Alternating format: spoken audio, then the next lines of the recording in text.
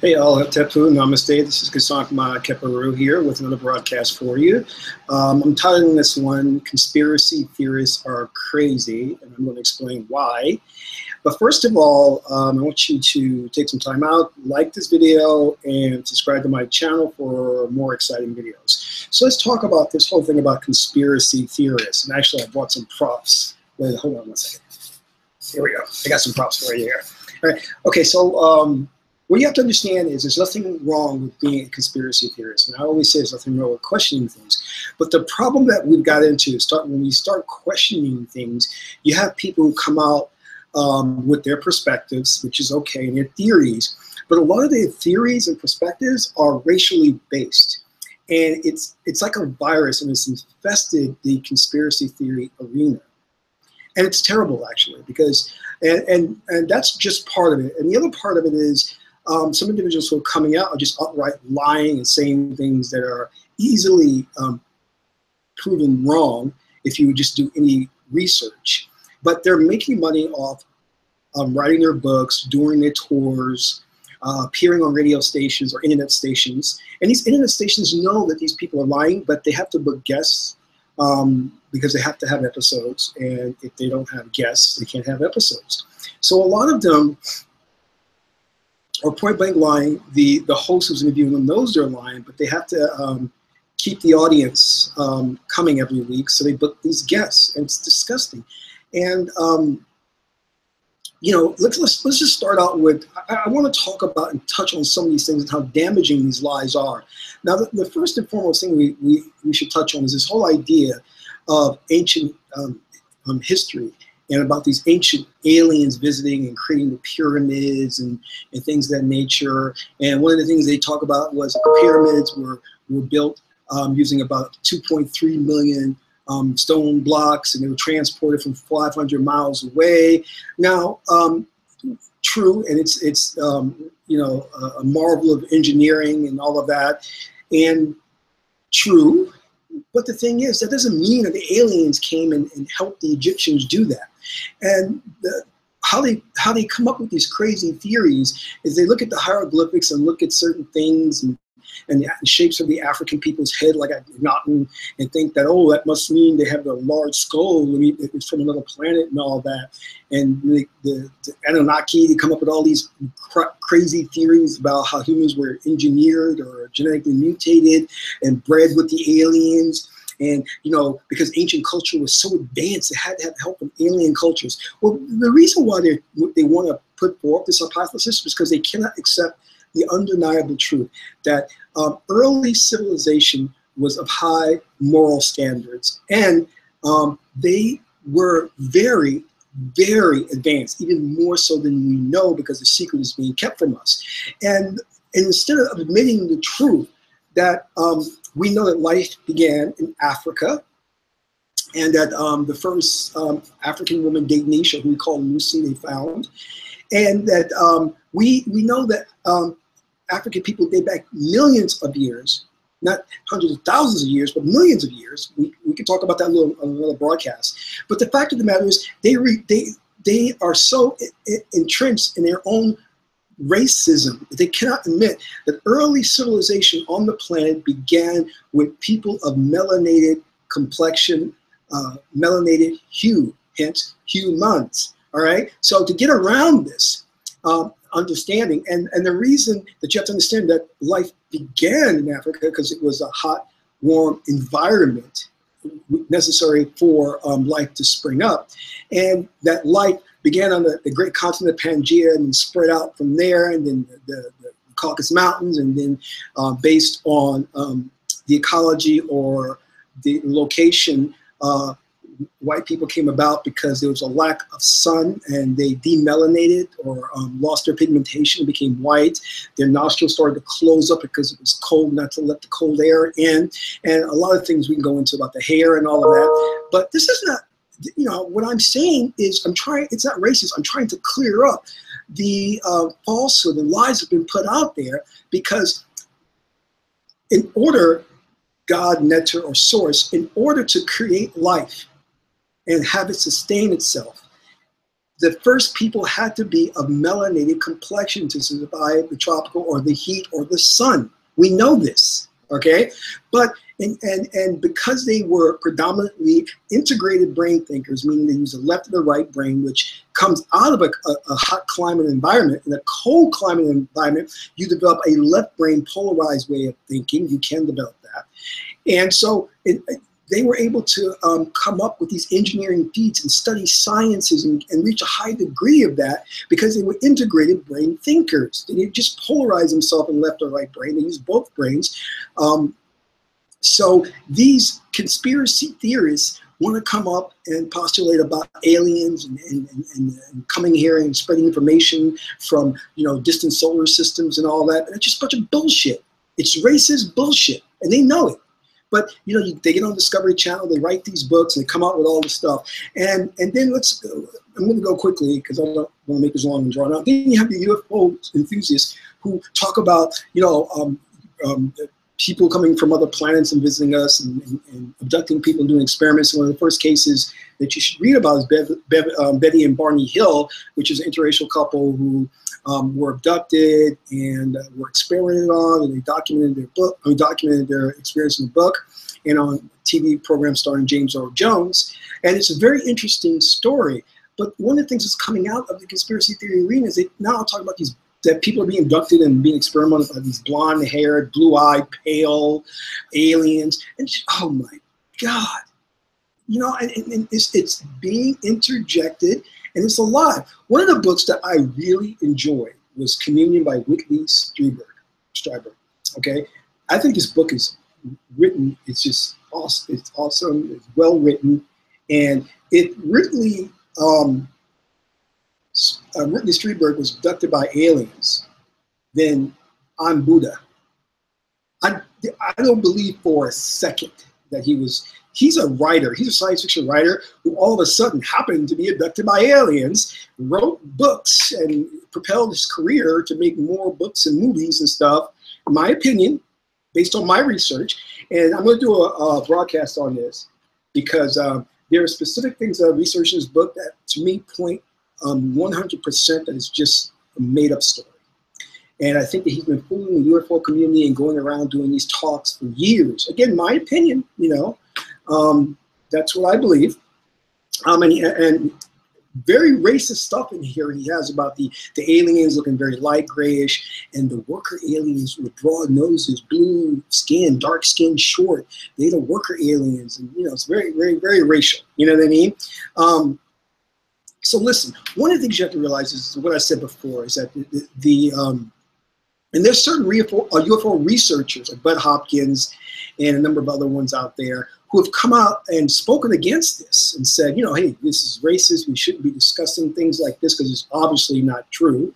But this is curtailing the real research into these areas. You know what I mean? When we start to get into all this nonsense about ancient aliens, blonde aliens, and all this. And another thing that they do, which is very clever, is they talk about how modern man is very barbaric and is waging war and colonizing. And this is because they were genetically engineered by the aliens to be more aggressive, to be warlike. Okay, now this is trying to escape the fact that the people on the planet who classify themselves as white have done some horrendous things like rape, pillage, colonized, taken over land and resources. And I'm not saying that this is all white people. In fact, what I am, if you've watched my videos, you know that I talk about this was done by the global elite, those who have ruled the planet for thousands of years, who have put forth an agenda to destroy people of color.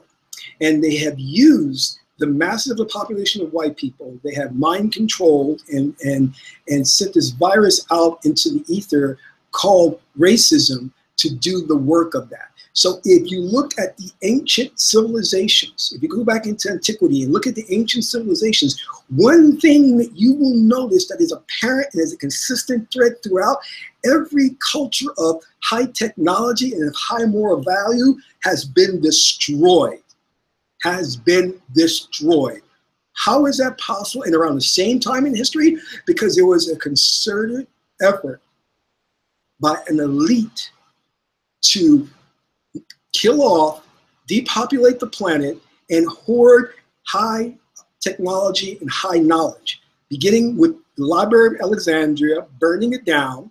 And also in doing so, what they did was they elevated the male principle and devalued the female principle. And they did this on purpose because the female principle is a grand metaphor for the right brain or subconsciousness or the spirit. And they, with that, what they wanted to do was to keep esoteric and occult knowledge out of the hands of the masses of the people.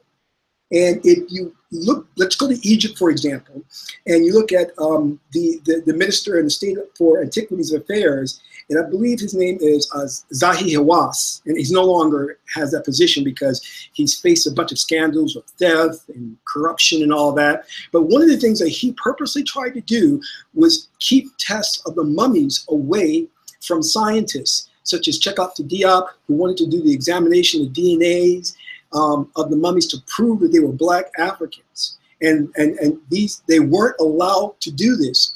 And then when it was finally done, it was done in a controlled environments, and they picked from a certain kingdom, a certain time in Egypt's history, to where it was already a cosmopolitan, meaning it was racially mixed. And then they came out with this propaganda press release saying, oh, the ancient pharaohs originated from Europe.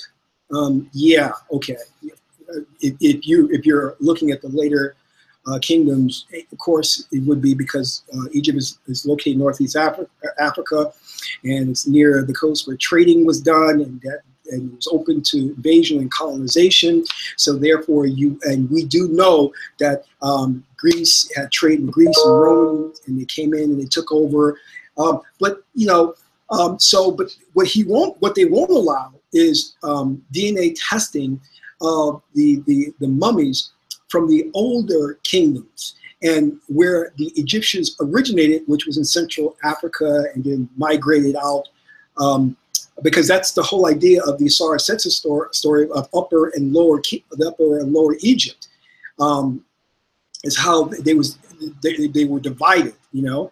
So we can get into all of that, but the idea is people like Zahi Hawass have tried to keep knowledge out of the hands of the public. We know that the Sphinx has underground caverns that were dug by the Egyptians that connect the Sphinx to the Great Pyramids, and we know that there are libraries under there. But and this is all documented by X-rays and everything. But they will not allow public access to that information to find out what is in those caverns, and to find out like. What they discovered and where is everything? Is it, you know, and there's speculation that the Vatican has it in their tombs, in their catacombs. So we have to understand that the truth is being kept and hidden from us. And a lot of the information that conspiracy theorists are basing their theories on are actually created by phony profiles, avatars. And these are, we can look at these and say, these are governments, agencies that are doing this to put out disinformation, you know. And, you know, you'll see like all of this stuff about how you can pay to view photos of an alien body through PayPal from this website. It's supposed to be the alien bodies from Area 51. It's like enough of Area 51, enough of the crash of Roswell. You know, if there were alien bodies, how would they still be around today? You know, because they would have been decomposed unless they were cryogenically frozen or whatever.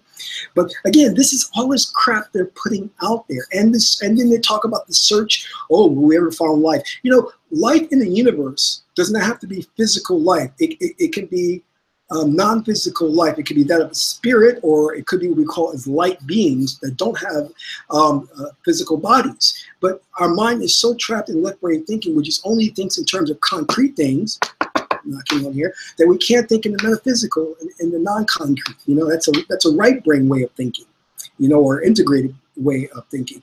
So again, what you have is these these people calling themselves authorities on subjects. There's one guy who wrote a book and he talked about how the Egyptians, because the way they looked and their skulls, that they had to be of alien origin. But if you look deep into Central Africa and you look at certain tribes in Africa, they have the exact same skulls, the elongated skulls. So how could you have not done the research of these African tribes and compared them to Akhenaten and saw that, hey, this is a common trait among Black African people? Why are you attributing it to aliens? Because they're stupid.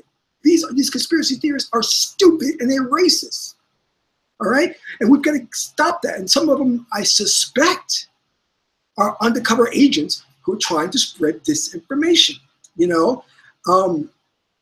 And there are also organizations out there, too, that are trying to do some good work, but they're also have some people or agents in them spreading disinformation, like MUFON, that does UFO investigations and research. But we can't throw the baby out with the bathwater. And there's the flat Earth theory, which is trying to derail things. And, you know, I'm not saying that the Earth is not flat, but I'm just saying that they're so focused on their own one way of looking at things. Is very myopic, and I think it's not conducive to good dialogue. So we have to look at what's going on in the conspiracy theory arena and look at these agents and look at these guys who are just basically phony, saying they've been abducted by aliens hundreds and hundreds of times, and now they want to tell you this story and sell you their book and go on internet radio programs and make money and appear at conferences and make money. And they're all just about crap. They're lying through their teeth. It's very easy to tell. You know, I think Strawberry was on a radio program where he talked about meeting a guy called the Master Key in a hotel, gave him knowledge of the future. And then he talked about one time he was driving and went to a different dimension. And I'm like, Jew, and he has a relative who worked at Area 51 or Roswell. And I'm like, you've had so many wild experiences. This is the odds of one person getting abducted by aliens. Oh, also meeting dead people. And meeting dead people and going to alternate dimensions and meeting people from the future, meeting robots or androids. It just gets to the point of, look, if you believe this stuff, I've got an island to sell you. You know what I mean? Again, my opinion, that's all I'm saying. You know, do your own research and find out. But what I'm talking about here is that when you're researching all these conspiracy theories, and even with 9/11, what they do is they saturate it with disinformation. So that if you're looking for the truth of what happened on 9/11, you have to sift through all of this garbage to get to the truth of the matter and get to the real good theories and hypotheses. Because they got things about like, oh, you know, it was actually a holographic projection. It wasn't really things flying. And you got to go, oh my God, holographic projection. We all saw holographic projection. Okay, whatever. You know, but I'm not saying it's wrong. I'm just saying do your own research. But the thing that we have to stop is making excuses for what happened in history. We know that there's a cabal that's in control of the planet. We know that all high culture civilizations that originally started out with the planet were of dark skin hue complexion. If you have a problem with that, get over it. Sorry, that's just the way it is. That's how nature deemed it necessary for the human race to start. Doesn't mean that you're less of any value. Or it doesn't mean that dark skinned people are more of any value. No, it doesn't mean any of that. It just means that it's what it is. So we have to get back to understanding that those civilizations were purposely destroyed. And the people of those cultures were murdered and kidnapped and killed to prevent occult knowledge and spiritual knowledge from making it to present day, because we know that the ruling elite is practicing occult knowledge. That in fact, they have a very high advanced knowledge of these sciences. I mean, and if you really want to get into it, they can control time, they can teleport, they can travel, astral travel to other planets, because they have kept the knowledge going from ancient Africa to Egypt to present day. They have kept that knowledge hidden for themselves, this elite 1% group, while putting out there to us the Judeo-Christian religions and Islam, and saying, oh, truth was only in one book, and you must subscribe to this book, and if you are a believer in this book, let's fight, let's start a war. And the war is good because the war is a holy war. So this is what they've done to divide the planet, to conquer it, to keep us fighting against each other, instead of looking at them as the real puppet masters. So that's all I have to say. If you have any comments, please feel free to write in the comment box. Subscribe to this channel, like the video if you liked it. And until my next broadcast, this is Kasant Keparu, and Amun Ra.